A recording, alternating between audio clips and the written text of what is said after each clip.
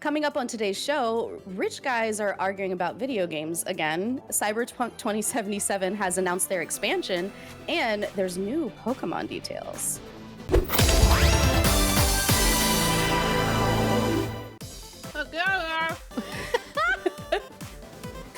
What's good, everybody? Welcome back to the What's Good Game podcast, your source for video game news, commentary, analysis, and funny stuff every Friday. I'm one of your hosts, Riana Manuel-Pena, and I am joined by the perfectly coiffed Andrea Renee. Oh, why, thank you. What's good, Ree? I was going to say the same about you, TBH. Oh, well, thank you. There are reasons for the fro today that we can get into, and also the amazingly dressed Brittany Brombacher. Oh, I'm glad you like my Dragon Ball Z tank top. You know what I mean? It's just in honor of your time with Fortnite. You were the best. You were the best, Ree. Thanks to you, I got a few Kamehamehas. Always in your I'm dead. Yes, there's a thumbnail. Exactly. That's perfect. Yeah, that's true. It's true.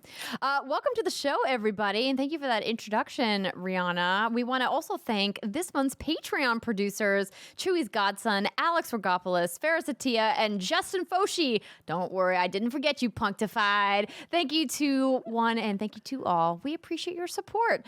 Plus, if you want to support us, you can go to patreon.com/whatsgoodgames, where you can select from a variety of ways to support our voices in video games. Or you can also leave a podcast review, right, Britt? Yeah, like Super Mario 64 Galaxy did, who said, "I love your podcast. My kid do as well. It's the best gaming podcast ever." Hell yeah. That's so nice. I just imagine this family sitting around, gathered around their little iPhones or whatever, and starting a What's Good Game show. I mean, that's probably not what happens. You're probably weeding or something. I don't know. But weeding? I mean, is that what you do in Great Britain? Do you weed? Weed gardens? You mean like pull weeds? Yeah, weeding. I mean, y'all not. Sure. Yeah. Why not? Being dapper as fuck. That's what I imagine someone in Great Britain is doing.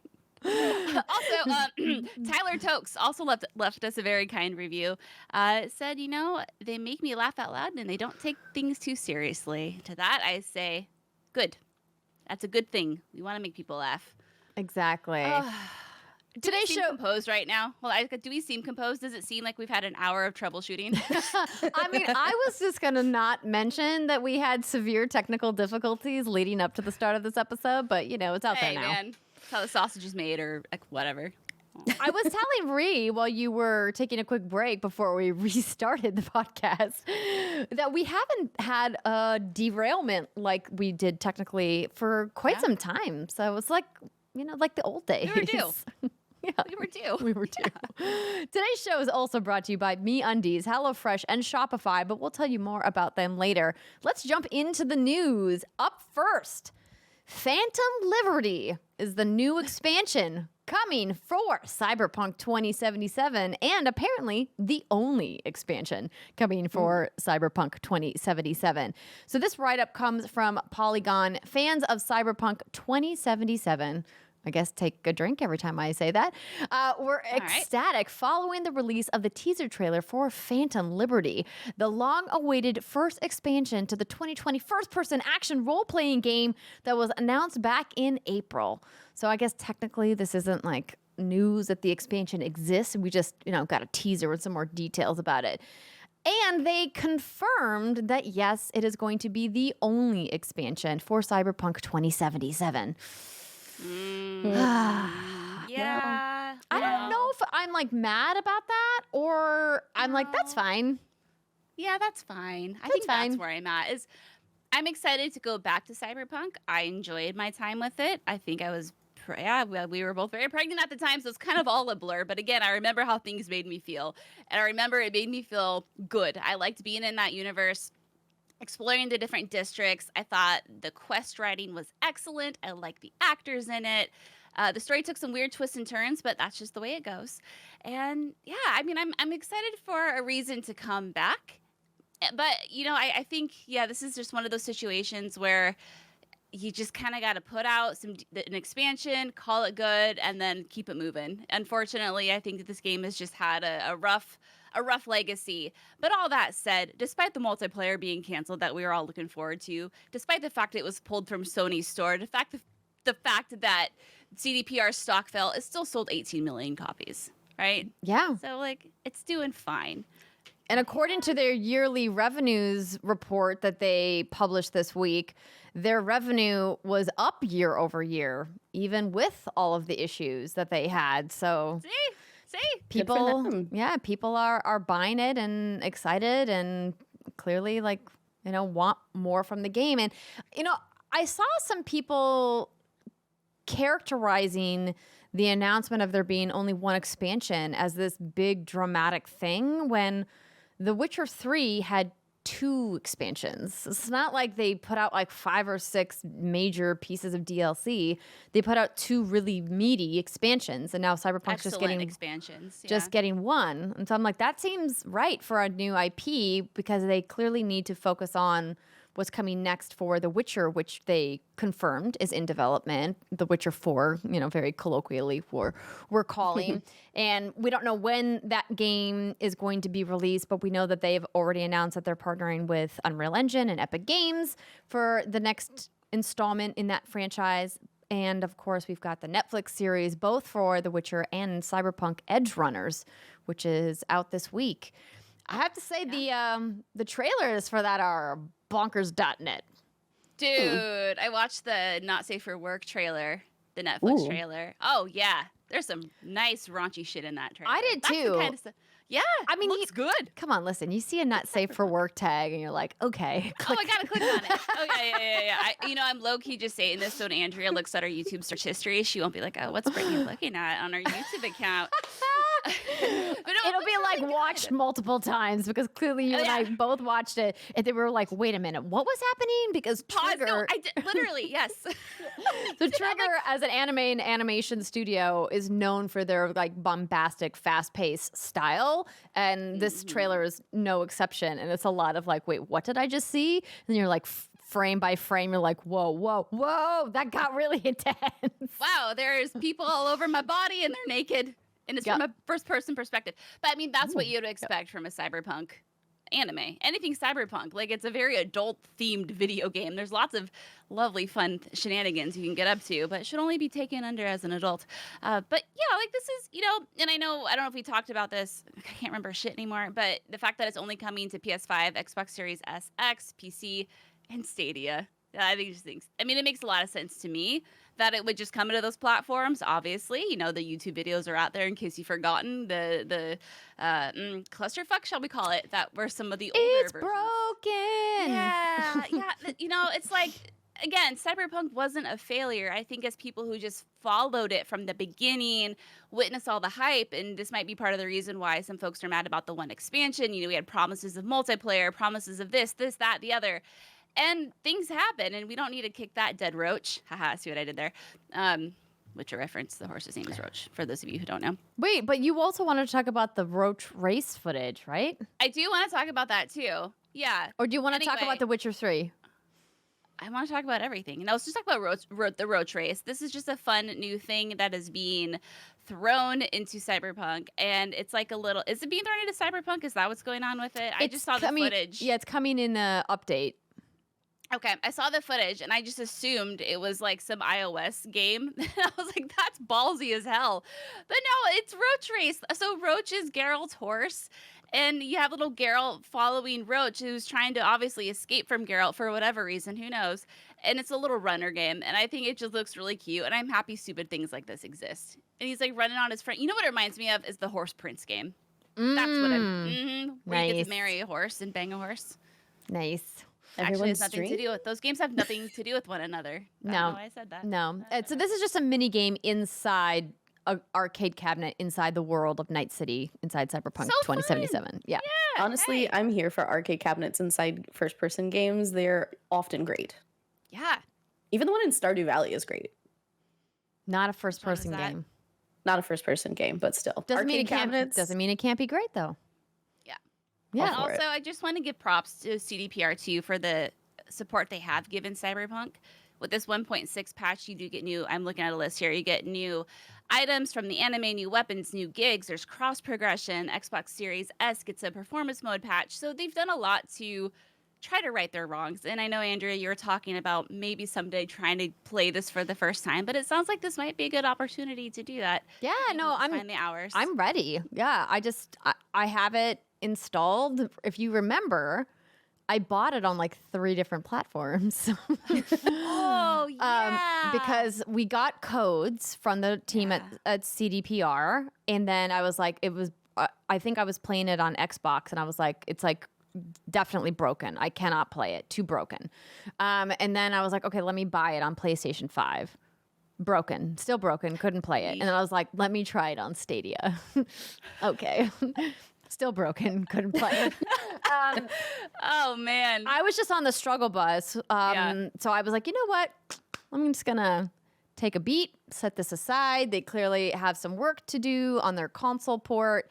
But we don't need to rehash the fact that the PC versions did really well, and a lot of people were very happy. And obviously, since then they've made huge strides in making the console versions much, much better. And from everything I've heard from people who've gone back to the console versions, they are excellent. And that's what you hope happens at launch. So.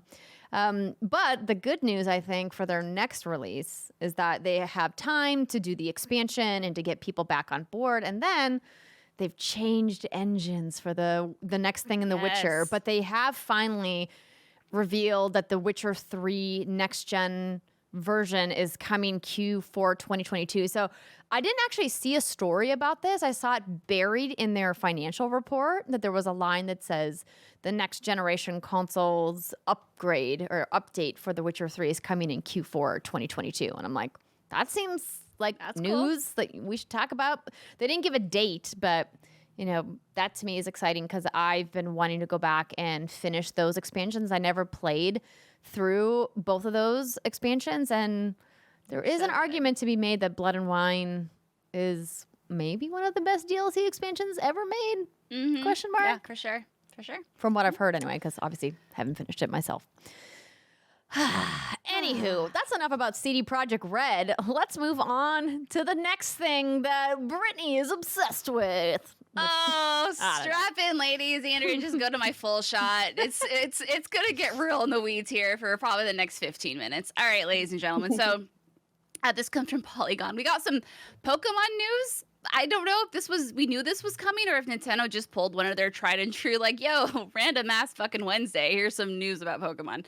It's fine. All right, anyways, comes from Polygon, like I said. The Pokemon company and developer Game Freak released a new trailer for Pokemon Scarlet and Pokemon Violet on Wednesday, highlighting the game's treasure hunting story and revealing a trio of new Pokemon.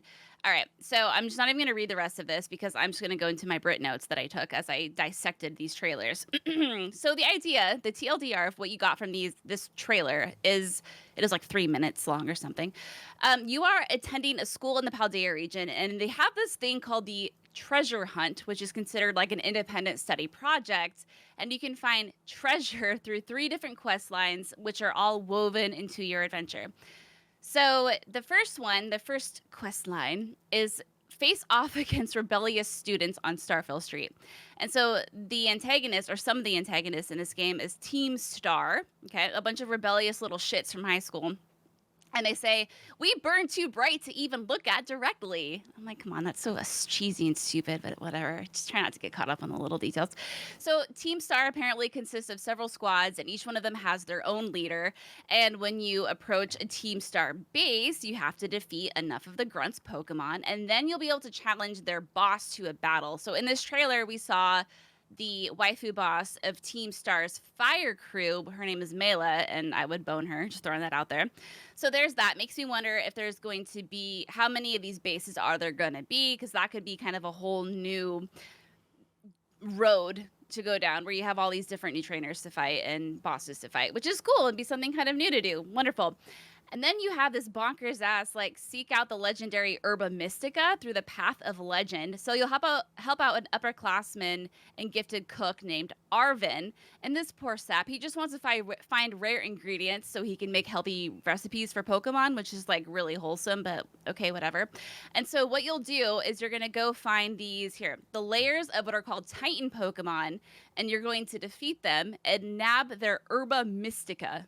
What is even happening? Like, that guy right there, Cloth, this huge thing is like crab. He looks like a crabby mated with Stonehenge. I don't know what's happening. You defeat him, you get an herb, and I guess that's great. Okay, cool. You can go do that. Be an herbalist. Live your best life. And then you can take on Gym Leader. So we're watching right now on YouTube Gita, who I think is just fucking fabulous. I love the characters in this so far. They look so good and so different. So this is your victory road. And so what you'll do is you have to go to each gym, and each gym apparently has what's called a gym test. And so right now we're watching, you have to seek out what are called Sunfloras, which are these little sunflower Pokemon. And you have to do this every time you approach a gym, and then only then you'll be able to challenge the gym leader, which is, okay, like, is that going to be fun, or is it just going to feel like an unnecessary mini quest that you have to do, or is it actually going to feel important to the story? Who could say? Not going to try to be too negative. Wait, is that Pokemon's name truly Voodoo? No. It's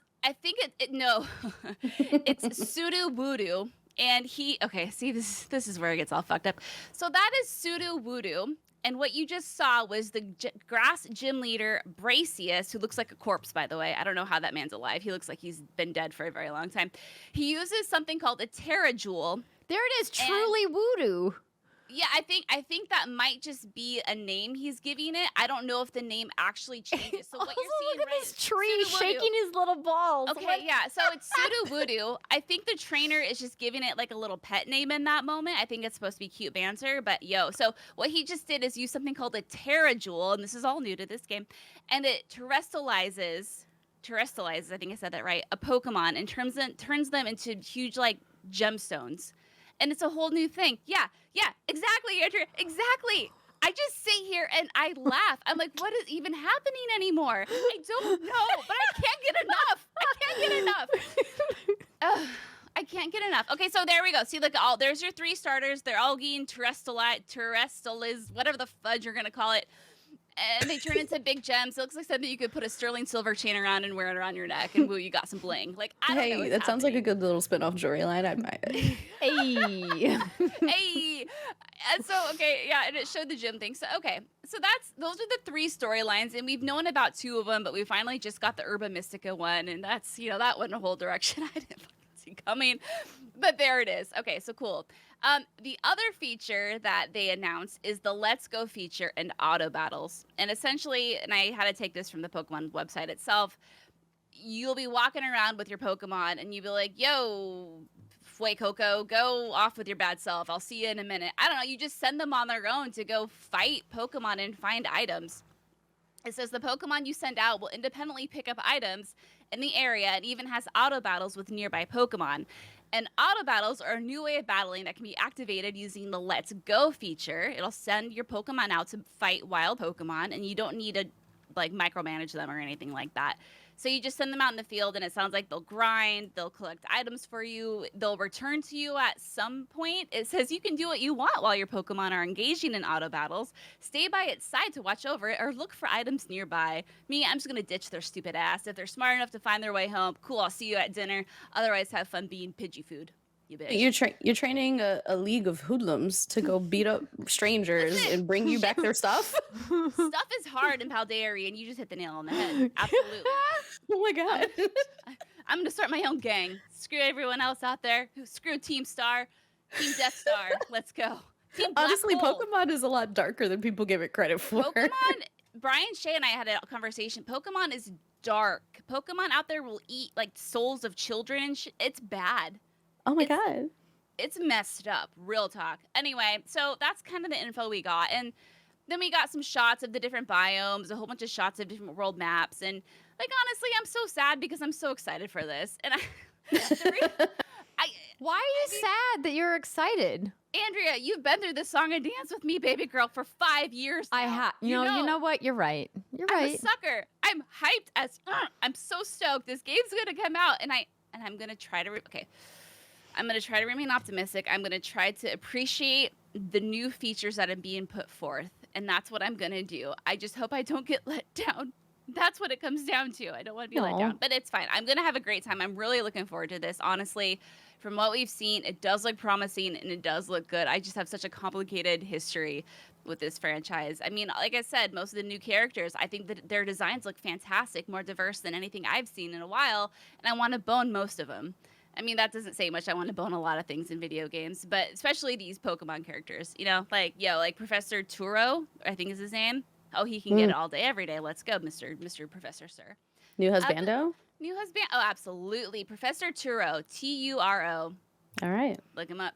Yeah, so okay, cool. Like lots of new interesting stuff. I can see why we're getting these drops of information periodically leading up to the release, which is in just a couple months, because there's a lot of new features that are being brought into it. And it does make me hopeful that they're trying to expand on the tried and true formula. Obviously, Arceus wasn't my favorite Pokemon game. I couldn't play it for more than maybe 4 or 5 hours before I just got so frustrated I had to shut it off. So I'm just hopeful that this is going to be a nice melding and step forward for the franchise, because as we've seen, this franchise moves like molasses. And I think maybe in 50 years, it'll be the Breath of the Wild-esque game we want it to be. Oh, 50. I'm so sorry. I'm such a salty bitch. You know, no wonder I never get review copies for this game ahead of time. You know, Nintendo, bless their hearts, are always so sweet, and they always give me a code on release day, but try to get a code beforehand. Now I know why it doesn't happen. It's okay. I'm just joking. I love everyone on Nintendo. But anyway, like, yeah, cool. I'm excited. I don't know what other surprises. Also, there's a Pokemon that has wheels, but it uses its arms to move around. Did y'all see that in the trailer? No. Oh my god, let me find its name. I have its name written down and I got really angry about it, and I shouldn't have gotten really angry about it. It's called Koraidon. Koraidon. Okay, and so the idea is that you have these Pokemon that can go into vehicle mode, right? Vehicle mode, air glider mode, etc. They're Transformers too now?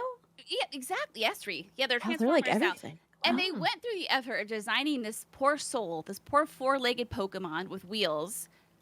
But to move around, he uses his arms. But his bro, Miraidon, uses the wheels. So why did you give this sir defunct wheels if he has to just run everywhere? It doesn't make any sense. And I lose sleep over it.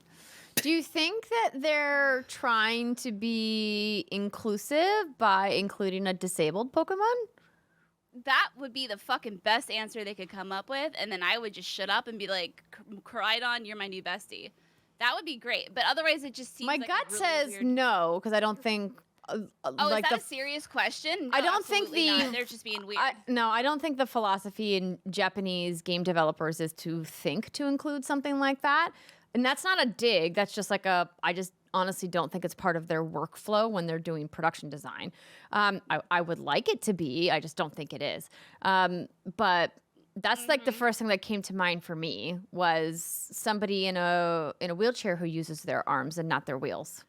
And I think that would be fantastic. But from a serious question, no, I don't. No, absolutely. I think it's just a weird Pokemon design choice that just doesn't make a lot of sense. Unless there is some dialogue in there that lends itself to that, I would be very happy and very surprised. But... yeah, no, I think it's just one of those weird things that leaves you scratching your heads and you just accept it because it's Pokemon. Andrea, it's like the Death Stranding thing. Give me these weirdos with my 2 spoons. I'm going to double fist the weirdness into my mouth. That's exactly what this is. Give me more weirdness. Yes, all the weirdness. Brittany, what do you think about this Switch? I really like it.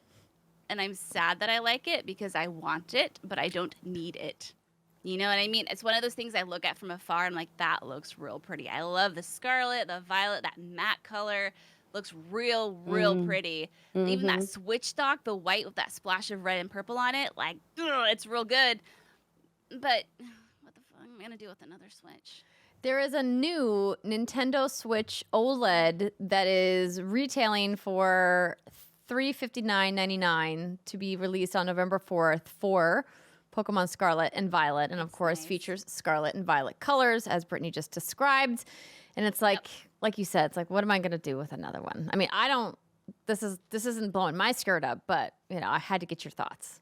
No, I want it, but it's just not a cheap thing to collect. No, it's not. It's not like controllers, which aren't even cheap themselves, but a little bit more like, okay, I could do that. I don't know. Well, and the Switch itself doesn't feel like it has enough design, and I think a lot of that is just because the OLED screen has such a small bezel that there's not really a lot of customization that they can do. I'd like to see like the back of it. I don't think the back has anything. I like the Scarlet and Violet colors on the Joy-Cons. I think that that's nice, but yeah. It's hard because like how do you customize a Switch when the Switch is mostly so essentially you're paying for the Joy-Cons and the dock.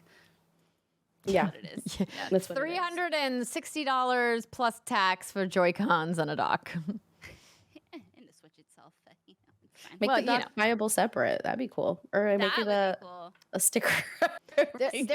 There's a lot of aftermarket skins that you can get for Switch stuff. We've covered them on the show before. There's a lot of companies that do really great skins if that's what you're looking for. But let's go ahead and give Brittany a break from her love-hate relationship with her number one fae and talk about our next story. But before we do that, I want to let you know that this podcast is brought to you by MeUndies. We've all heard of gut instinct, but have you ever heard of butt instinct? It's when your butt tells you it wants new undies. Listen to your butt. Love that. Luckily, we work with MeUndies, makers of the most buttery, soft, and sustainable undies, bralettes, and socks that exist. Make your booty and your whole body happy with items designed to make your life more comfortable. Now, ladies, I don't know if you've noticed, but there's been a little bit of a heat wave going on the West Coast, specifically in your neck of the woods in California. And there are times when my air conditioner in my house doesn't like to cool off the top floor of my house, which sucks because that's where I sleep and where I work. So sometimes I like to rock around with the MeUndies boy shorts. They are so comfortable. They prevent that dreaded thigh chafage, and they're just breathable. So you don't feel like you're sweating in all the places that, hey, like it's natural to sweat there, but it's not always fun to sweat there. You know what I mean? All about that breathable fabric. I've said too much. TLDR, they're incredibly comfortable. 10 out of 10 would recommend. So you can let your skin also sing along like my butt of joy with undies, socks, and bralettes that feel as if they've been spun from silken clouds. Guaranteed to be the softest stuff you've ever felt in your life, their signature micromodal fabric is sustainable, breathable, and stretchy as heck. Available in sizes XS to 4XL, they have new colors and prints dropping weekly, so there's always something exciting to check out. Try their free-to-join membership for free shipping on every order and exclusive perks like an item shipped to your door every month, secret sales, and early access to their newest stuff. MeUndies has a great offer for our listeners. For any first-time purchasers, you get 20% off plus free shipping and returns. To get 20% off your first order, free shipping, and a 100% satisfaction guarantee, go to MeUndies.com/WGG. That's MeUndies.com/WGG. It is definitely hot, and MeUndies definitely help. And I mentioned at the top of the show, I had a specific reason why my fro is out today that has a lot to do with heat. Unfortunately, I and my lovely husband moved into our new house not long ago, a couple months ago, and we did not realize that the heat comes from the gas company, and we needed an entirely different account from every other utility that we own. So we've been apparently. That'll which do we'll it. have to pay for, but they cut our heat off, so I don't have hot water. So I'm actually not as mad at the heat wave at the moment. 'Cause I'm taking cold showers for the rest of the week until they can get a person out here. Fair. Oh, man. yeah. That's part of adulting that sucks, having to set up the utilities and then having to pay the utilities and getting the electric bill. I am not excited to get my electric bill for this month because this month has been outrageous. It's almost like climate change is real. Oh, yeah. Man, yeah. Thank goodness. Well, that you look amazing, though. So Yeah. I'm just going to say it. Thanks. Yeah. Never would know. Thanks. I'm You- rolling with it. you could just like wear your fro out all the time. You really could. I might. Maybe this I is would. the spark that ignites a change in me. I mean, seriously, the first thing I noticed when we sat down to record, I was like, you look amazing, and embrace it, because me with my very white hair, I don't wash my hair for 2 days. Oh, it looks gross. Looks like I poured oil all over my face. It's not good. It's very evident that I didn't shower. You can get away with that. You know what I mean? I'm sneaking by. Sneaky dirt is what she's saying. I'm sneaky dirty. Yes. No one will know. No one would know. Live You your can't smell best me life. through the TV screen. Listen, you're married. Danny doesn't care anymore. It's fine. Yeah, I already locked it down. Now he has to deal with all my smells. Wow. I mean, true though. Yes. That's like one of the joys of being in a committed relationship. Just stopping caring about personal hygiene. Oh, yeah. We got you in the bag. Don't worry Okay, about it. we got a little sidetracked. Let's get back on track and finish up this news block, shall we? So, turns out, as Ree mentioned at the top of the show, rich men are arguing about video games again, as if it ever stops. And this is about what's happening with PlayStation and Call of Duty and Xbox apparently not bringing the goods for Call of Duty, and then everybody on the internet having thoughts and feelings about it. So according to GamesIndustry.biz, Xbox's Call of Duty offer was inadequate on many levels. So just a quick rewind.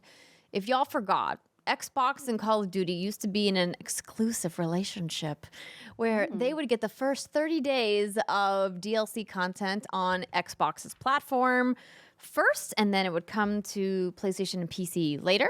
And then the tides turned, and it's been a PlayStation and Call of Duty, relationship for the last couple of years. And now, of course, Blizzard being acquired by Microsoft Gaming kind of changes things a bit. I believe the agreement has got to be close to being up. I don't think that they actually say when the marketing deal that they did with PlayStation is up, but I thought it was around 2023, or maybe I'm confusing that with EA's Star Wars deal, which is up around now, which is why we're seeing a bazillion Star Wars games getting made, but that's neither here nor there. So the story. Wait, disclaimer. I was gonna give the disclaimer when we talk about the Disney thing that's happening in a second. I will disclaimer in a second. Okay, this story, GamesIndustry.biz. Let me just go through this real quick. So, Microsoft has promised to keep Call of Duty on PlayStation for 3 years beyond the current agreement between Activision and Sony, according to Jim Ryan, their current CEO. In a statement provided to GamesIndustry.biz, Ryan says that the offer was inadequate on many levels. So I think it's important to note that Jim Ryan is saying that Xbox's Call of Duty offer was inadequate. Convenient, right? The disagreement between the two companies follows Microsoft's offer to buy Call of Duty publisher Activision Blizzard in a deal worthy of nearly $69 billion, giggity. The deal is currently being scrutinized by competition regulators, with the UK regulator concerned over the possibility of Microsoft withholding or degrading Activision Blizzard's content from consoles and subscription services. Now, last week, Xbox revealed that it had provided a signed agreement to Sony to guarantee Call of Duty on PlayStation with feature and content parity for at least, quote, several more years beyond Sony's existing contract. Xbox said that this offer goes well beyond typical gaming industry agreements. So, of course, Ryan then has to come out and say, I hadn't intended to comment on what I understood to be private business discussion, but I feel the need to set the record straight because Phil Spencer brought this into the public forum. So this is drama. He said, you brought the drama, so I brought the drama. Let's go. Exactly. Don't start no stuff, won't be no stuff. Right. And we have commented on this show that Jim Ryan is bad at public speaking. Why do they let him do it? He sticks his finger in the mud or his foot in his mouth, digs the hole, whatever euphemism you want to use, a lot. Like, he gets quoted as saying confusing, head scratching, like, why did you say this stuff all the time? And I get the idea that from a shareholder perspective and a valuation perspective, he has to set the record straight, as he says, because people who are invested in Sony and know that Sony has this deal with Call of Duty are like, wait a minute, is the deal going away? Is this going to devalue our brand? Is this going to devalue our futures? Blah, blah, blah, right? But of course, Activision Blizzard being part of this mega deal that Microsoft Gaming has done is also a concern on their side, not only from the regulation standpoint, as we mentioned in the story, but also like the people who are invested and shareholders in the Microsoft side are like, wait a minute, we just paid this crazy amount of cash for this deal that still isn't done yet. And Call of Duty is kind of a big freaking deal in that deal. So it's like, what the heck is actually going on? It's basically like too big of a problem, I think, for most people. And most people are like, as you said, rich white guys arguing about video games. Oh, yeah. Yeah. And at the end of the day, does it really affect us? That's my question. Like, we're going to get the games. They're going to be cross-play. Like, we're going to probably get cross-progression at this point since Call of Duty is already seeming to be on board with that movement of multiplayer and especially shooter genres. Like, does this really matter is my question. No. Yeah, I mean, that's it. Unless, of course, you know, you are on a PlayStation and then game doesn't come. Like, It's not gonna not come to PlayStation. Phil Spencer already confirmed that, yes, it's coming to PlayStation. The game is way too big for them to not. Look what they did with Minecraft. It's still available on all of the platforms. They didn't gatekeep Minecraft because they know it's too big to do that. The community's too large. Why would they do that? They're not going to do that with Call of Duty either. And the idea that Jim Ryan is bringing Phil Spencer into this online drama is a little hysterical because Phil is not that guy, right? Like, he's never publicly behaved that way or made any comments indicating that they were going to shut Call of Duty away behind the walled garden that is Xbox Game Pass or PC Game Pass or whatever they're doing. They're just not doing that with a lot of their titles. And Call of Duty they've already said, like, yeah, no, we're not taking it off of PlayStation. Why would we do that? So Jim Ryan here is saying they've only offered for Call of Duty to remain on PlayStation for 3 years after the current agreement between Activision and Sony. So you think that it's going to continue to come on PlayStation for forever and ever and ever, and that Jim Ryan is just saying this just to be dramatic? Yeah, be dramatic. Yes, Mm-hmm. I do. Okay.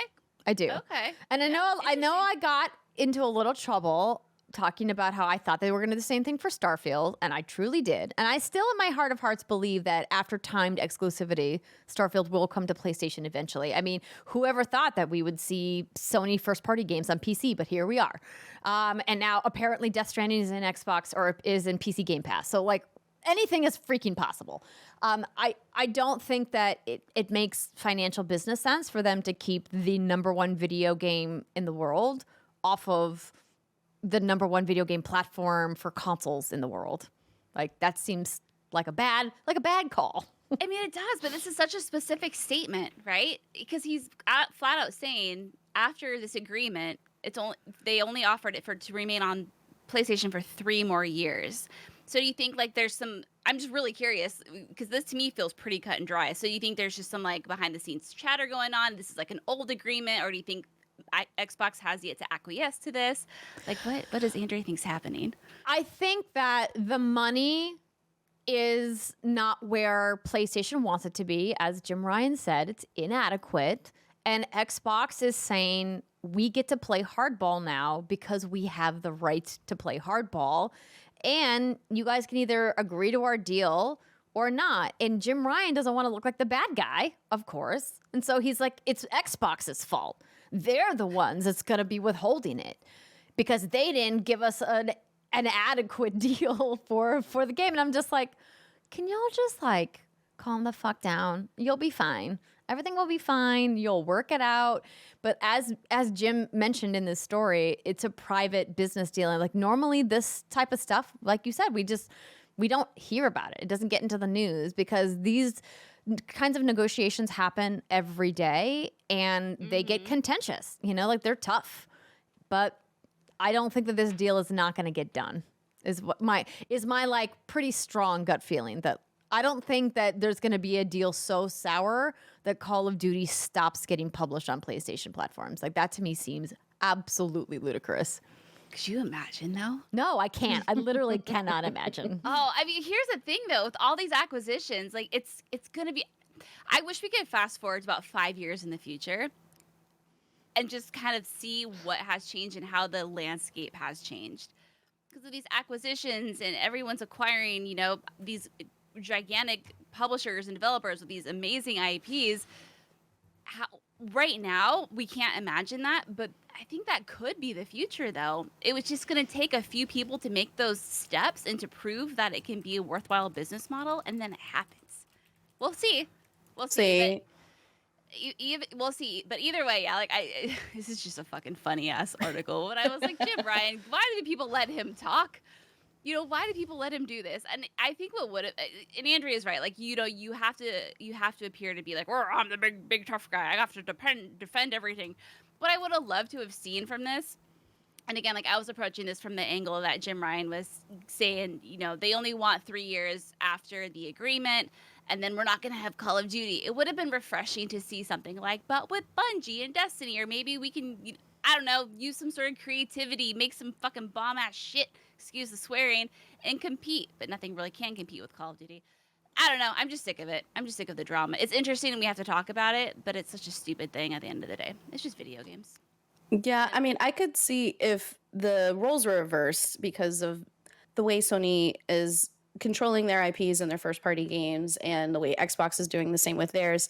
I could see a future where it does get walled off, but that's just not the ethos of Xbox and how they're running their company. Like, we've seen them put, as Andrea mentioned, Minecraft on literally everything you could possibly get. We know Starfield is allegedly exclusive, but probably not forever. Like, there's definitely a difference in approach and where they want to engage with their customers and where they want to make money. Consoles is not the way that Xbox is primarily making their money anymore. So it doesn't make sense to wall it off or to restrict it to only people who have Xbox consoles. And I can't say the same for Sony. In the past, they do seem to be making a turn and, moving to releasing their IP on PC and embracing different streaming platforms now, but that's only because they can't get enough consoles out the door. So I honestly don't think, as I said, this will end up mattering at all in the long run.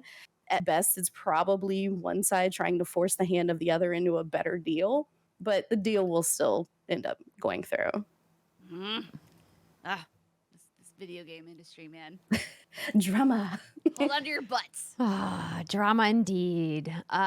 Speaking of money and how video games make them, in case you missed it, segue, it was fine. Mario Kart Tour, that game that apparently people are playing, has made Nintendo an estimated $293 million globally to become the company's second highest grossing mobile game of all time, according to data from the reliable App Store analytics company Sensor Tower across both the App Store and the Google Play Store. A little context.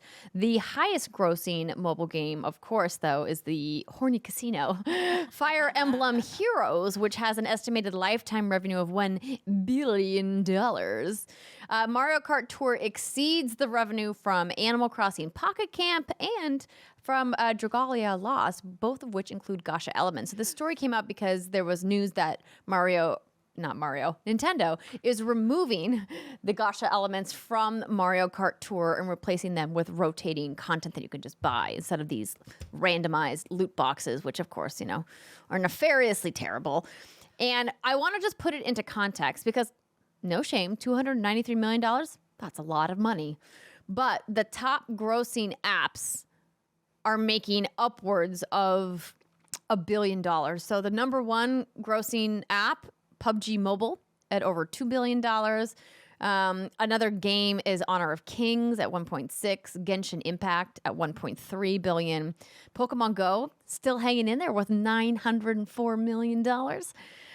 So there's Roblox, of course, is at $1 billion, is in the $1 billion club too. So there's lots of people making like a lot of money in mobile, which I feel like is a drum that I beat all the time to be like, you hate mobile, but it makes a lot of money. Can you imagine, like, Pokemon Go, has made $5 billion in lifetime revenue in 5 years. Mm-hmm. What? I can absolutely imagine and believe that. Buy all those weird egg things. Incubators, man. Yes, shit. That's it. Those things hatch. So worth it when you're walking your loops. You got to hatch all your Pokemons. I mean, I log into my Pokemon Go and I'm like, why am I spending money on cosmetics for a game I do not play? I guess I think that's the bane of your I don't know. existence. I think Yes, you do yes, that. it is. It is. We're going to talk about that in the next segment, too, because I'm back on my bullshit and then buying silver for shit that I'm like, why? Why? We've all I'm done so things we're not excited. proud of. Anyway, let's finish off the news here because Elden Ring is getting an official manga. Oh, this is so fucking cool. I It love is. this so much. Okay, so yeah, it's an official Elden Ring manga. This comes from IGN, featuring characters such as Lania, Radon, and Melina. I got those two swapped. It's fine. But instead of following a deep and dark story, ladies, this comic is actually a comedy. Which I just think, when you think of Elden Ring, you don't Of course think it of is. comedy. But yeah, so it's available for free online in 12 languages, published from Software's parent company, Kadokawa. It follows Asiya, I'm not sure how to say that incorrectly, but a wretched tarnished, the naked starting character from Elden Ring, as he navigates the weird and wonderful world of the lands between. And here's the synopsis. Asiya, a poor tarnished wretch, finds himself cast into Limgrave, naked, penniless. Thought that said penisless. Hopeless and maidenless. His only hope is his only hope in his harsh, unforgiving new home is a mysterious woman named Melina. With little but a loincloth between Aseo and certain death, he strikes out for the first stop on his quest, Stormville Castle. I just think this is great. I was reading they have like some samples online. It looks funny. It looks like if you were to take a random person and throw them into the middle of Elden Ring with nothing but a loincloth, what would their reaction be? So hey, I've heard a few people like Elden Ring, so you might like this little manga yourselves. Maybe. If you're one of like the 10 people who actually played that game. I mean, come on. Psh, Just 10 people. just 10 people. Just 10. Yeah. That's right. No, I think this is funny. I also like that someone finally put Sauron in Elden Ring as a mod, apparently. And I'm like, these are my interests overlapping. Someday I'll get back to the lands between and keep exploring. But for now, I'm back in the tower, baby. And on that note, let's take a quick break before we talk about what we've been playing. Stick with us, everybody. We'll be right back.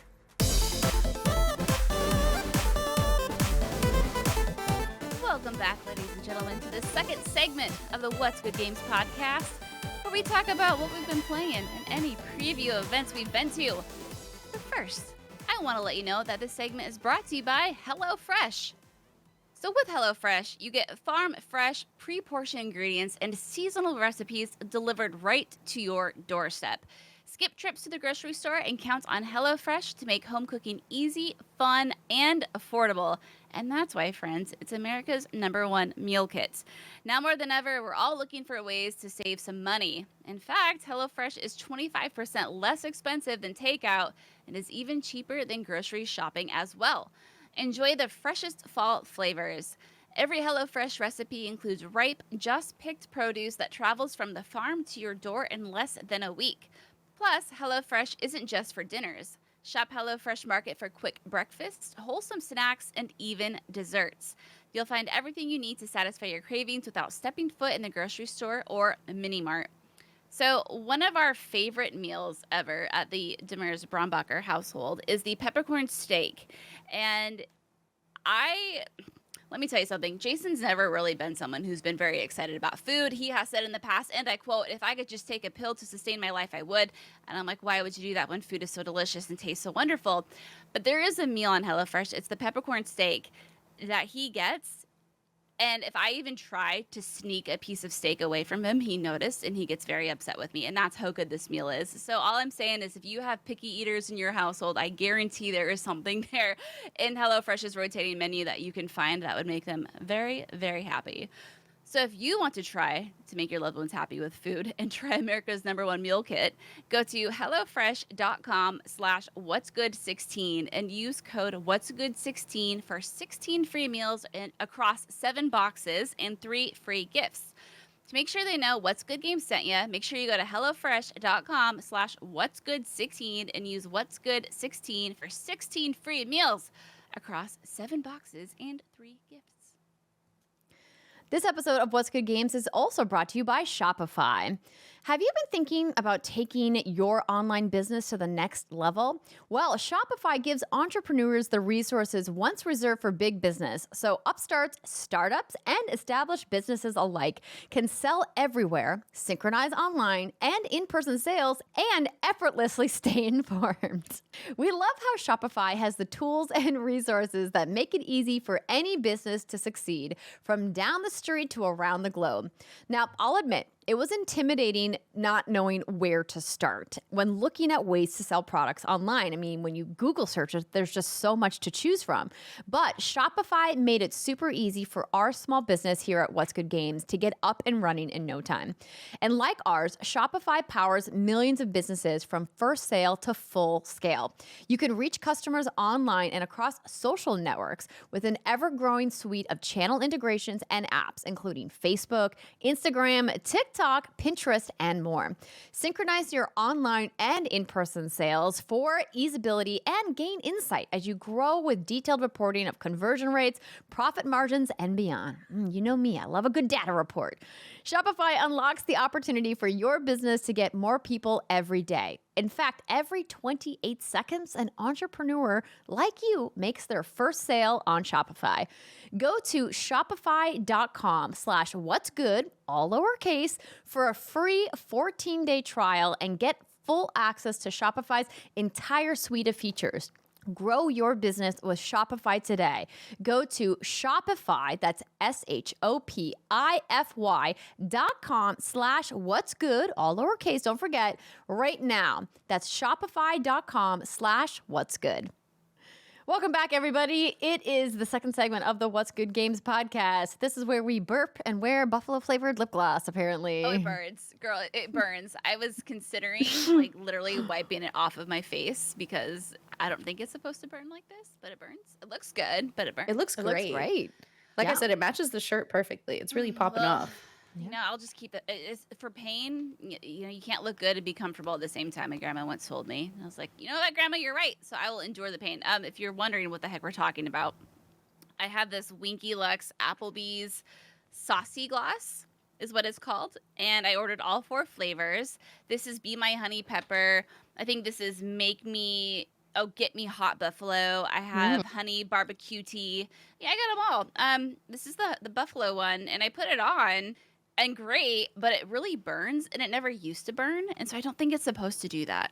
You know, I think there's some chemical warfare going on with my lip stuff I had on before. But interaction. Yeah. So if I get up randomly during this next segment and come back with bleeding lips, you'll know why. Well, let's hope that does not happen. Yeah, that'd be bad.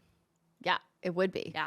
All right. Well, should we talk about some video games and cross our fingers and hope for the best? Yeah, let's go for it. What could go wrong? Wonderful. So, if y'all follow me on Twitter, you may have seen me post a little video about Assassin's Creed. Ubisoft Forward is happening this Saturday. We will cover it on the show next week. And they confirmed they will be talking about Assassin's Creed Mirage and the future of the Assassin's Creed franchise. And I got a sneak peek at it. Da, da, da, da, da, da. But I can't talk about it yet. Da, da, da, da, da, da. So I'll be able to talk about it on the show next week after the Ubisoft Forward. We right now don't have any plans to stream or co-stream the Ubisoft Forward because I'm going to be out of town.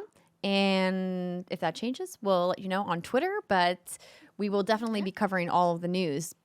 But yeah, Assassin's Creed Mirage, it's a game that's happening. Tell us everything. I have thoughts that I definitely cannot tell you about right now. So another big games thing that's happening this Friday, the day the podcast comes out, is the Disney Games Showcase from D23. Take a shot, everybody. John Drake works for Disney. It's my husband. Everybody, yes, take a shot. I already drank all my whiskey. I'm definitely drinking wine out of my What's Good Games Defenders of Video Game City mug. Absolutely. I love it. We need to do an updated design and get you and your wonderful fro in there. Hey. So presumably we're going to hear a lot about what's happening with games in the Disney universe, including Marvel games, is what they announced online. Short King, Blessing Odie Jr. is hosting it. And don't Blessing, go. Don't go give Blessing a hard time, okay? It was just a fun little joke between friends, and we're not trying to perpetuate it. We're just very proud of him and very excited for this awesome opportunity that he's got at D23. So that's happening Friday, so clearly can't cover it in this episode. We'll be covering that in next week's episode as well. There's another thing happening. Oh. RGG Studio is having a first look at a game. Yeah, and it's gonna happen It's gonna happen on West Coast time. I think at like 1 a.m. So it's happening at our time in like 7 hours. Remind the folks at home who RGG is. Ryuga Gotoku Studio. You might have known them from this little thing called Yakuza. Judgment. All just one of my favorite series ever. Yeah, that was something I meant to include in case you missed it, but I forgot. So apologies, but I will also be talking about that next week. I have a feeling it's the sequel to Like a Dragon, which you've already gotten little snippets of. I'm so excited. I'm staying up till 1 a.m. and I'm watching this. I think, though, the broadcast is going to be like an hour and a half long. I think it's mostly just like a studio fun, like, this is what we're doing, or like, this is our studio, or interviews with fun people, but they have promised a sneak peek at something, so. Ooh, exciting. So it sounds like next week's show. Yep, lots of news, everybody. Yep.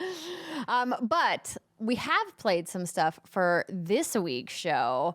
Y'all maybe remember that we talked very briefly about the Destiny 2 showcase that happened during the week of Gamescom. It was a little busy news-wise that week, but that was also the start of the season of Plunder. All pirates all the time in Destiny 2 right now, and I've missed it so much, and I'm so glad to be back. This new season and the promise of Lightfall, which is coming in February 2023, brought out the What's Good Guardians and Force. Ooh. As one Renjamin mentioned, 2 full pages of active players in the tower when we were there recently, which is something we haven't seen for a while. Because, admittedly, it's tough to stay on Destiny. It's a lot. It's a lot of commitment, a lot of content. And there's no pause button, as I discovered trying to play the opening mission of the season of Plunder. I got interrupted many times. You sweet summer child. You should remember that. I know. Even when you're playing by yourself, doesn't matter. There's no pausing. The NPCs are always going to come and just kill you. Even if you think you're paused, you're not. But Rihanna and I jumped on and played the other night, as I mentioned, with Ren, part of the What's Good Guardians clan. And shout out to everybody who's been tweeting to us and letting us know that they're back. And I know that some of you have asked, hey, does the clan still have space? And I will defer to my awesome admins, Drew and Ren, to kind of answer those questions. You can tweet to us, and you can also send us messages. What's Good Guardians is the name of the clan on Bungie. And you can see if there's space or not. And if you are in the clan and you haven't been active, maybe now's the time to log in so we don't delete you. So we know that you want to keep playing. Because listen, if you haven't logged in for over a year, that kind of signals to us that hey, I've moved on with my life, right? And or sometimes you just have a child and you're like, I don't want to leave.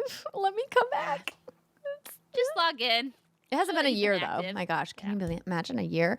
So Rihanna, tell me about your experience getting back to the bay that is Destiny 2.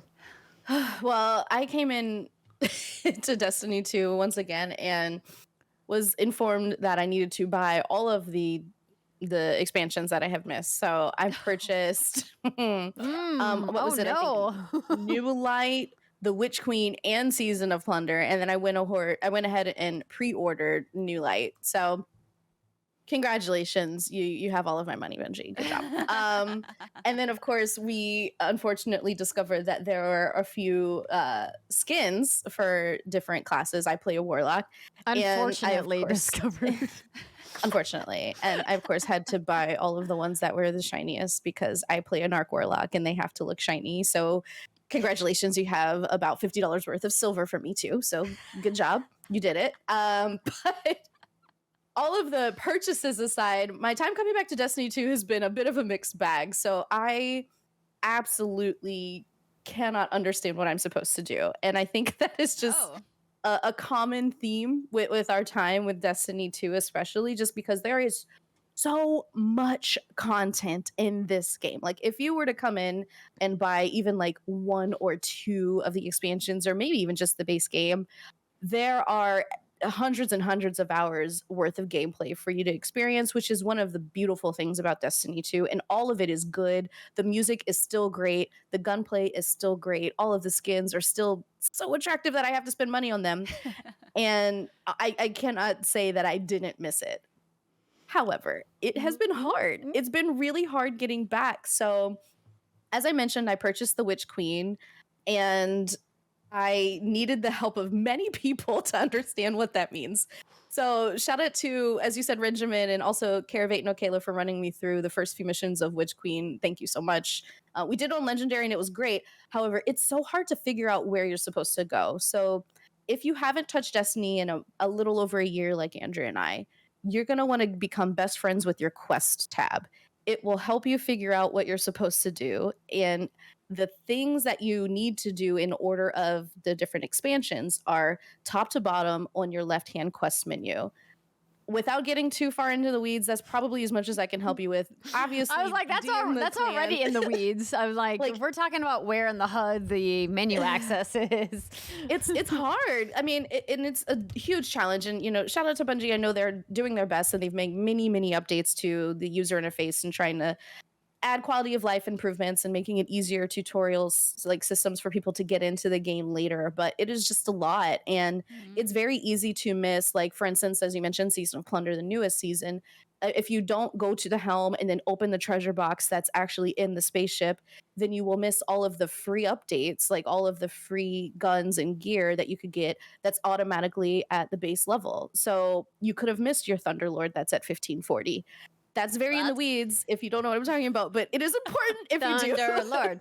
Thunderlord. It's a very fancy machine gun that's an exotic weapon that is a lightning gun, so it's an arc weapon. It basically like chains lightning between the enemies that you hit with it. It's great. Exactly. And it eats bosses. It is incredible, but it is super easy to miss. And there's lots of examples of that. So I will say, if you are looking to get back into Destiny 2, if you're preparing to come in for this new, like neon cyberpunk looking world that is coming with New Light, like it is exciting, but get help. Like find help, find a clan, find a guide. Like you really will want to make sure that you're investigating and researching before you start playing, because you could easily lose hours and hours with zero progress to this game if that's what's important to you. Now, if you're not ever looking at doing in-game content, if you're not concerned with getting raid ready, or even for Crucible or Iron Banner, which is available right now, don't worry about it. Just shoot random things and be happy with it. That's fine too. But if you want to play at a competitive level in PvP or PvE, look up some help. It's going to be incredibly useful for you because you don't want to waste your time. So what's the fix? Friends, a clan. What's the fix for like new people being able to like onboard into Destiny? I don't know if there is a fix, because I think now they're no longer first person shooter RPG. They are full blown MMO. And it's been an MMO for a while. I mean, Luke Smith talks frequently about his history working at Blizzard and working on WoW and his love of WoW. And I mean, I think the design philosophy has been at Bungie for a while that Destiny is an MMO RPG FPS, right? So a massively multiplayer online world that's a role-playing game and also a first-person shooter. And I have to say, they're crushing all of it. And it's been a long time coming, but I haven't been this excited about playing a game in a while. And I turned it on and I immediately did a mission and just fell into step and remembered just the silky smooth gunplay that Destiny has. If you like shooters at all and you've never played Destiny, boy, are you doing yourself a disservice, because the game is just honestly, probably one of the top 3 shooters ever made. Like they just Bungie as a studio just knows first-person shooters. Clearly, they made Halo, right? And they're just so good, and it feels so smooth. And they've just taken away so many of the pain points that we used to have, like my shaders. It took years, but now I can mass apply my shader to all of my gear all at one time in this new customization menu that they've created. And it makes me really happy. I'm very excited about it. And they just have done so much. I mean, from the cosmetics to the emotes to the quest guides to Sherpa-ing, and then the raid. There's so much raid content that I also haven't seen. And there's just so much to play here. And as Rihanna said, like, none of it's bad.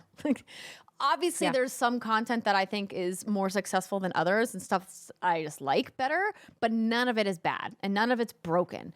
I mean, okay, that could maybe be argued by some of the Destiny hardcores about like what's broken and what's not, because the meta and the balancing of weapons and armor is always changing and is always going to change, particularly with the PvP elements of the game. But purely from a co-op perspective where you're playing the PvE stuff, it's just so much fun and there's so much to do and to see. Does it still have some of that grind that I'm like, really? Do I have to like go shoot this many people with a sidearm to collect a bounty? Do I have to run the strikes this many times? Yeah, that stuff still exists. But again, that's MMO, right? That's part of that MMO lifestyle. And I think if you come into Destiny thinking, hey, I'm getting into an MMO, I think that'll really set your expectations right for the type of gameplay loop you're going to expect.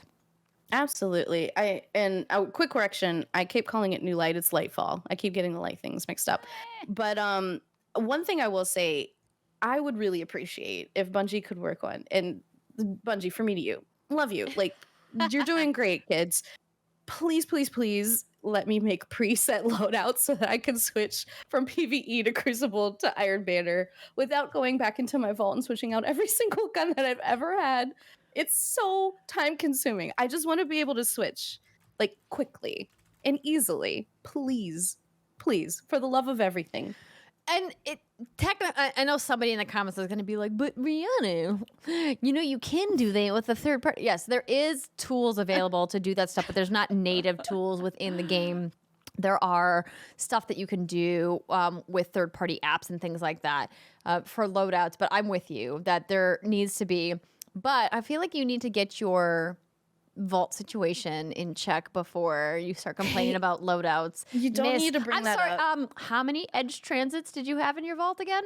But all 5 are different, and with each one is unique. And they took the time to make all of these these throwaways special. So I need to keep them forever, and that's why I have 486 things in my vault.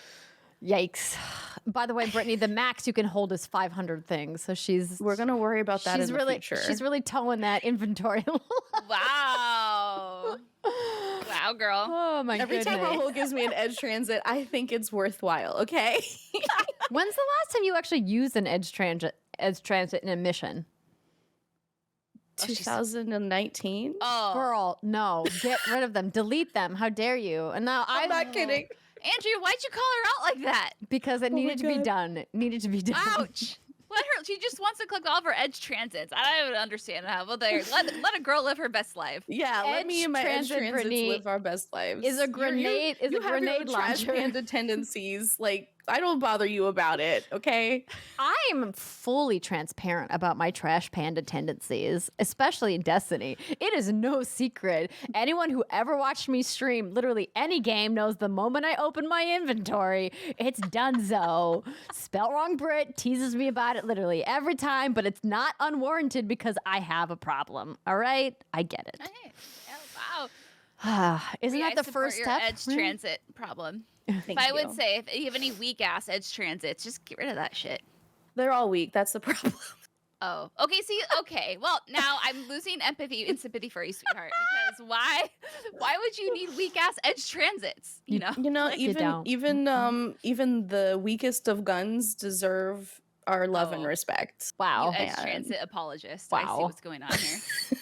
Okay, I'm shutting down this Edge Transit haven Can we get for a shirt that sympathy. says Edge Transit Apologist and give it to Reed? Oh my God, I would absolutely wear that. Seriously, everybody out there, if you could point me in the direction of one of those shirts, I would absolutely purchase it and wear it.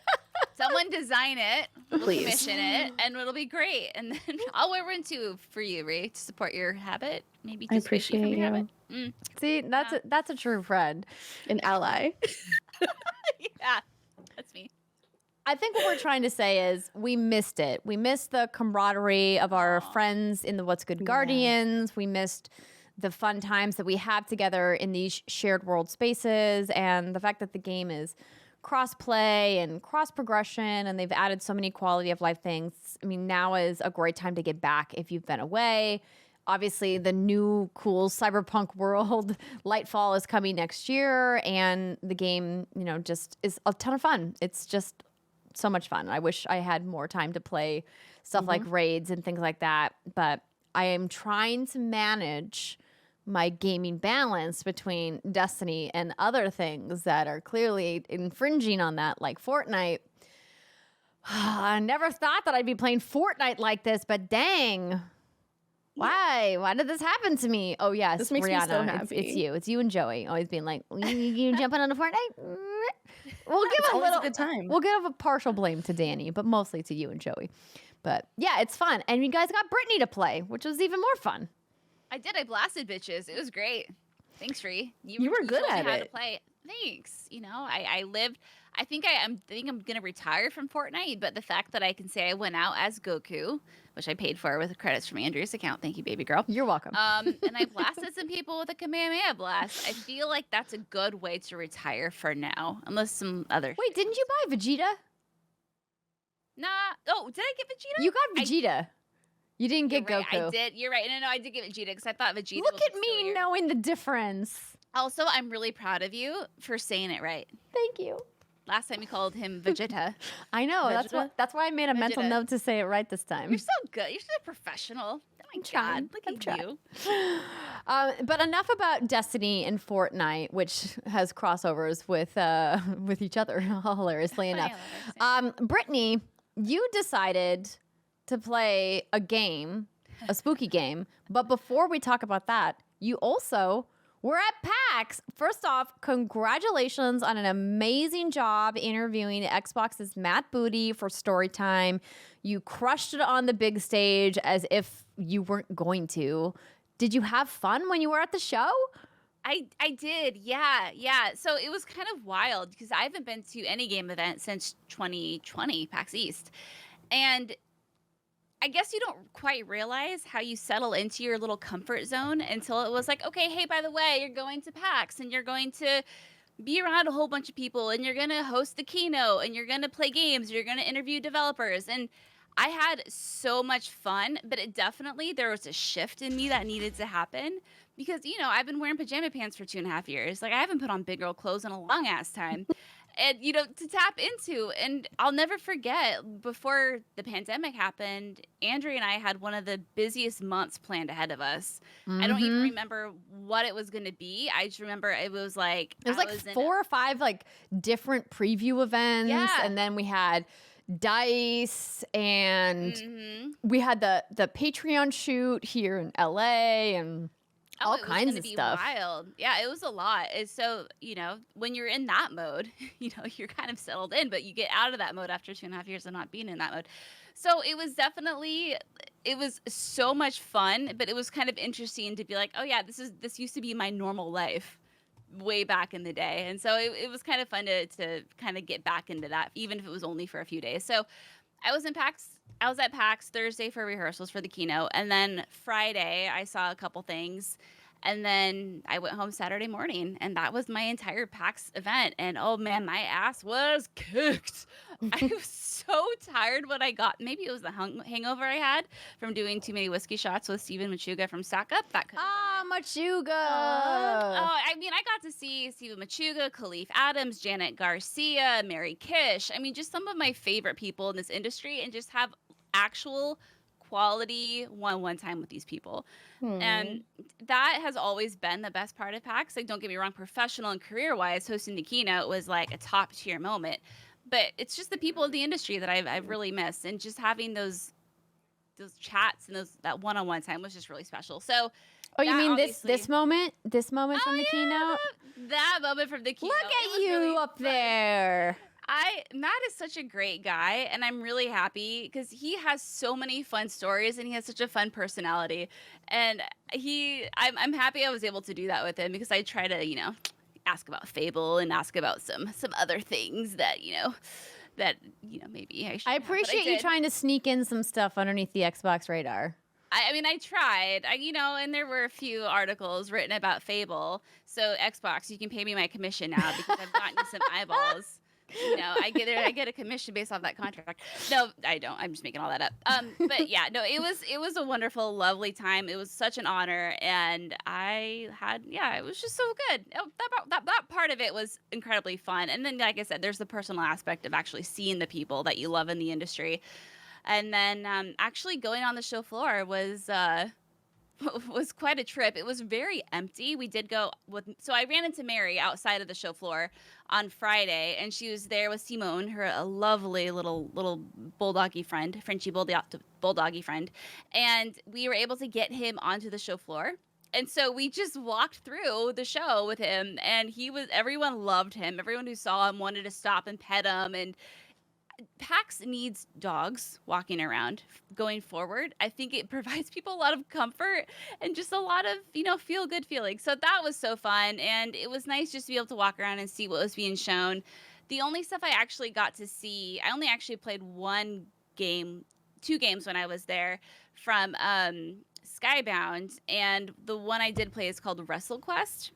Oh, yeah. WrestleQuest. So we first debuted that at the Idea at Xbox showcase a while back, and it's a really interesting take on a wrestling RPG where the wrestling isn't the focus, it's the RPG elements. Yeah, and what's so great about it is, I'm sure y'all remember Golf Story, right? I've never really been a fan of golf games, but when you kind of merged golf with like those mechanics, this game is great, and I loved it. So same sort of thing with this. So WrestleQuest, like Andrew was saying, was debuted a little bit ago, and it's supposed to be coming out this year. But here's a little blurb about it, which I think is so fun. Pro wrestling and RPG fantasy collide in the ultimate pixel powered adventure. Macho Man Randy Savage and tons of other icons, Booker T, Jeff Jarrett, Diamond Dallas Page, like all the wrestlers from when I used to watch it, which was such a fun throwback, offer guidance as you powerbomb your way to glory through the ring. So it's coming to PS4, PS5, Xbox, Switch, and PC.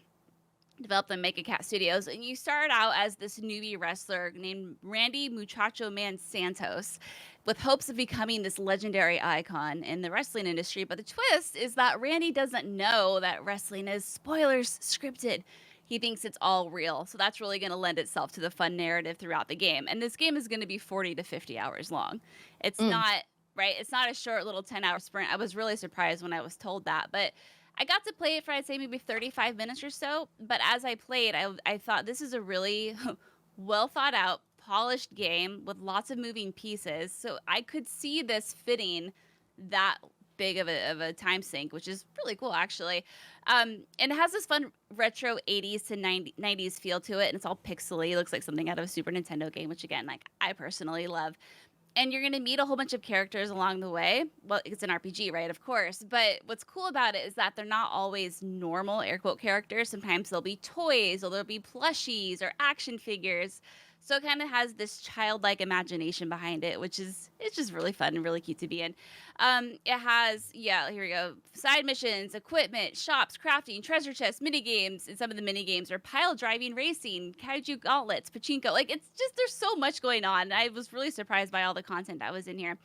But what's really fun too is the combat. So the combat is turn-based, as you would expect from an old school RPG. But you have your standard attacks, and then you have these special moves that are actually called gimmicks.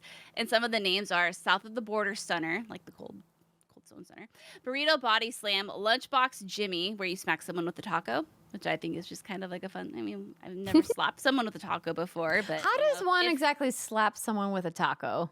So it was in a tag team match. So essentially, Andrea, what would happen is I would toss Rhea a taco, and she would smack it with like an object, maybe a bat or something, and it would hit you in the face. Give me this. Yes. Okay. Okay. I toss the taco, she smacks it, and then it smacks you in the face, and now you've been burrito body, or In my mind, we're gonna animate something on all of these shots. I think we need to quit what's good and become a mocap studio. Okay. Ooh. I got lots of moves. That seems like a very inexpensive career change. I mean, it'll be fine. We'll be rich. It'll be great. But anyway, yeah, so you have your gimmicks like that that make it really fun. And then you have a hype meter on the bottom, and you have to make sure the hype meter is consistently full by performing a variety of different attacks. Otherwise, the crowd will get bored. And if you're successful, you get buffs. But if your enemy gets the hype meter going towards them, then they'll get buffs and you'll get debuffed. You can taunt enemies during the combat with fun little wrestling moves. And then there's a fun little gimmick where sometimes outside of combat, folding tables will be blocking pathways. You know, in like Pokemon, it's a tree, or sometimes it's a rock in other games. But of course, it's a folding table in this game. And so what you do if you need to get through it is you have to slam a little Lego-looking dude through it, because that's what you do in wrestling is you throw people through tables. It's just, of course. I don't write the rules. That's what happens. And the writing and the dialogue is so well done, so well written, funny as hell, and really quirky. There's a real passion behind the game. And as you can see right now on YouTube, you're seeing all these iconic wrestlers, and they actually got the licensing, obviously, to include them in the game. And they're used as shrines in some instances. And I just got such a good, warm and fuzzy feeling while playing this, because it's a perfect merging of wrestling from when I remember it and these RPG mechanics. And yeah, like I think it's going to be a real special one to keep your eye on. So definitely, if any of this sounds interesting to you, you have to like keep an eye out for it. See, there's the taco fight. There's the taco slam. I love it. Oh yeah, this is cool. And then in order to actually defeat your enemies, you have to pin them. And so what happens is as you fight, your enemies will become weaker and weaker, and then you can actually get the option to pin them. And so it becomes this mini game where you have to line up this arrow on this moving green bar, and you have to get 3 in a row within the 10-second period. So, again, fun little like integration of wrestling into RPG mechanics. So yeah, like that was one of the more fun things that I actually got to play. I also got to play a game called Undercover, which I'll talk a little bit more about next week. And I saw some fun games from Curve as well. One of them I got to see, so it's called For the King 2, and it's a sequel for a game called For the King. And I was so impressed with what the sequel looked like that I started playing the original with Jason on Xbox, and we're so addicted to it. I'll talk more about it next week after I've had more time with it, but essentially it's this roguelite tabletop experience manifested onto a console, and it's so fun to play with someone else. So if that sounds like something interesting, I won't lie, I've seen the videos for this game for a while now, but I was turned off because I didn't know what I was looking at. And then once I actually met the team and learned what the game was, I was like, I've seen the original. I'm going to go back and play it. And I'm so glad I did. So congratulations. You got me. You got me. I saw your game and then I bought it because I wanted to support you guys. Boom shakalaka. That's how it happens. No, it was fun though. It was really great. And I'm hoping, things continue to go as well as they can. So hopefully when PAX East rolls around, we can go have a presence there. And, I'm going to say right now, though, fuck if I can do 4 days of that. Ain't no way. Man, oh man, I don't have the stamina I used to have. You just need backup. We need backup. And I had major FOMO. Obviously, I texted you this several times. And I... have a lot of travel and stuff coming up over the next couple of months. And when we made plans around PAX West, like nobody committed to PAX West. When I say nobody, I mean our video game developer, PR and marketing contacts who usually reach out to us to talk about, hey, this is what we're going to be showing at PAX. We didn't really have any details on that until just a few weeks before PAX. And then it was like too late to make a plan. And so I was like, well, I guess I'm not going. And then boom, everyone's like, I guess we're taking our Gamescom stuff to PAX. PAX is happening. And I was like, wait a minute, hold on. I'm not prepared for this. I have a 1-year-old at home. I can't just like flip around everything. But I really am looking forward to bringing back our What's Good Games meetups in 2023. I really, really miss seeing you guys in person, miss having those conversations about games and having memories. I look back on our PAX East 2020 video and our meetup and how fun that was and how amazing it was to see people. And I want that to happen. So I'm manifesting it. I'm putting it out into the universe for 2023 that it's going to happen. So yeah, I hope so.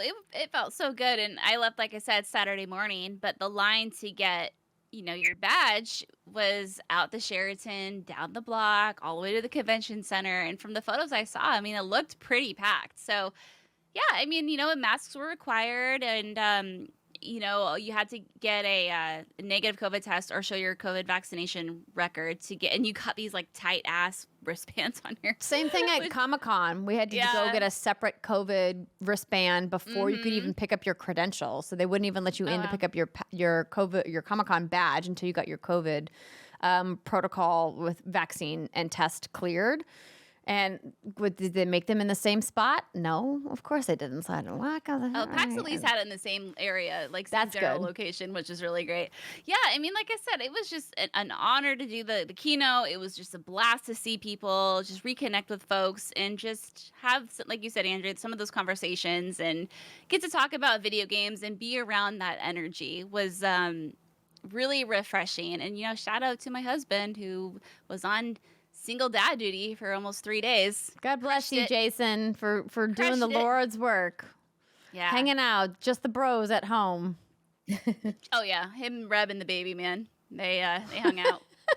Watched some preseason, Nice. You love to hear. You'd love to hear it. Well, do you want to save your spooky game times for next week? Or you want to talk about it now? I'm playing Dead Space because I'm a monster and I like pain. I'm just replaying it. That's all I have to say about it. Well, Callisto Protocol is coming out later this year, so. Yeah, and we have the Dead Space remake coming out next year. So, I figured this is a good time. I completely forgot about that. Yeah, girl. Just played The Last of Us Part 1. I'm in an emotional turmoil. May as well add fuel to the fire and play Dead Space. Yeah, man. What could go wrong? What? Literally everything. Literally everything could go wrong. About necromorphs. Lots of deaths. Lots of death animations. Yeah. Oh, amazing. Well, I just want to end the podcast, which I'm manifesting also an appearance by one Khalif Adams, since you name dropped him, Brittany, because one Rihanna Manuel was confirmed as coming back for the Spawnies 2 official co-host. Hey, Major props. And I didn't mean to bury this at the end of the episode. We will give you props at the top of the next episode. I just, when she mentioned Khalif, and I was like, oh my gosh, Khalif has been doing all this press about the Spawnies. Oh my gosh, I didn't mention that Rihanna is back as co-host for the Spawnies. We should talk about the Spawnies. Yes. No, I'm very excited to be back working with Khalif, obviously the homie. And what's really exciting about the Spawnies this year is that audience voting is being implemented. So if you follow at Spawn on Me, you will get notifications whenever you're able to vote on the nominees and eventually the winners. So lots of audience participation this year. We're very excited. I've been spamming him with the nominations. It's great. That's good. That's good. Yeah. It's a show for the people. So vote as much as you like. I think that that's awesome that he decided to bring in that audience element. I think also it helps expand what people are seeing because, I know we all know we only have so much time. We can't see literally everything. And so often our audience here at What's Good Games is like, hey, check out this thing, check out this project, this developer, whoever, that we haven't gotten the time to research. And there's so many gems out there that just don't get the light of day. So I think it's awesome. But we're definitely going to get our pal on the show to talk about it with you, of course. And did he confirm a date? Not yet, but you can expect it soon. Soon, imminently. TBD. Well, we're super proud and excited for you. And Thank you. if y'all aren't following our friend at Spawn on Me on Twitter, of course, run by one at Khalif Adams, who's been a friend of the show for a while. We are happy to support y'all and everything that you're doing over at the Spawnies. Yay. No, it's going to be a great show. I'm excited.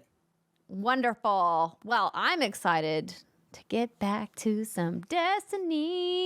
Yeah, I was gonna say, are we playing tonight? Because we definitely missed the raid group last night. I mean, yes, that's the plan. I mean, I definitely have to edit the show at some point, because husband's going to D23 for that thing that we already talked about. Anyway, Take a shot. take a shot, everybody. Disney Games is having some announcements. All right, thank you for making it to the very end of the show. If you're listening to the very end of the show, I would like to know who you are. I would like you to tweet to us. Tweet to what'sgood_games or tweet to me at Andrea Renee and be like, I heard you, Andrea, at the very end of the episode, asking me to tweet to you. I want to see you and know, because analytics tell us that not many of you make it to the very end of the episode. No, most of y'all drop off after the news segment. What the heck? Hey, Hey, We get people are good busy and the show is long, but we want to know who the diehards are. Yeah. Let us know. Show yourself, diehard What's Good Games listeners, and have a wonderful weekend. We'll see you guys next week. Bye.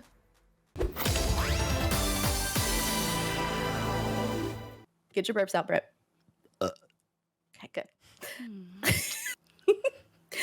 Coming up on today's show. This is your fault, Brombacher. Hey, listen, I can't help it. My gaseous fumes needed to vent. What's good gas, everybody? What's good gas? What's good gas? Got it. All right.